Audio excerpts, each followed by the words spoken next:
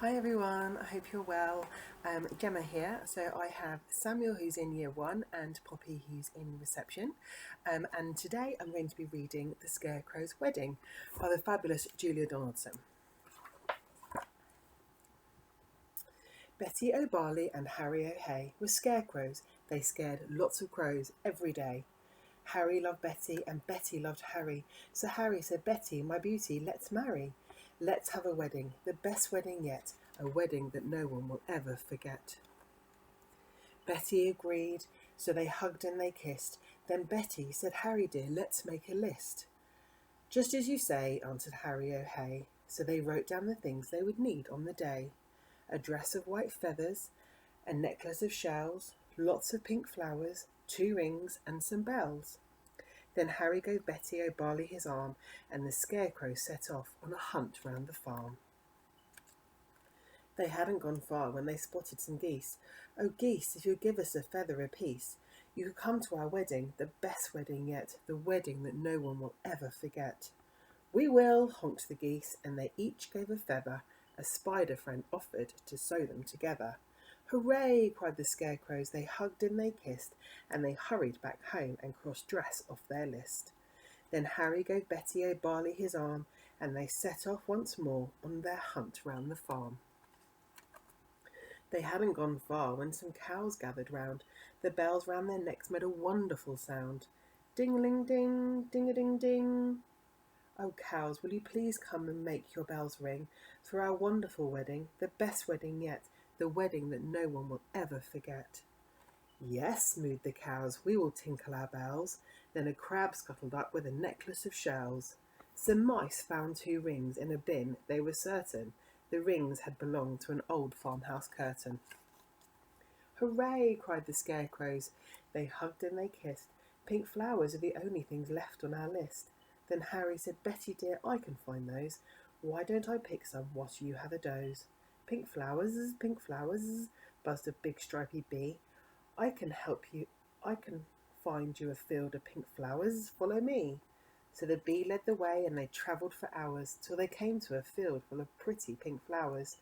Harry stood thinking, I won't pick them yet, I need to find water to keep their stalks wet. Just follow me, croaked a lumpy old toad. There's a lovely wet pool at the top of this road. They climbed up the road. It was terribly steep. I'm tired, said the toad, so they stopped for a sleep. Early next morning they came to the pool. This water, said Harry, is beautifully cool. But now I need something to carry it in, a jug or a vase or a cup or a tin.